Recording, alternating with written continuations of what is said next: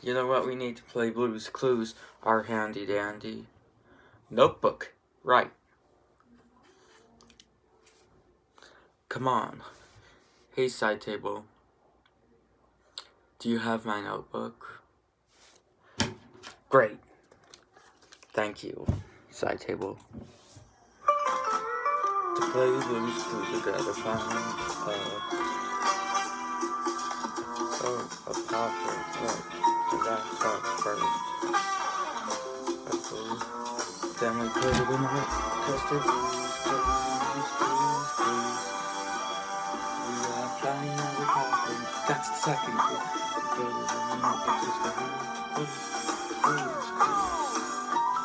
We are flying out the popper. That's third clue.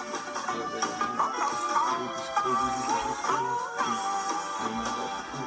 Sit down and start thinking, chat, think.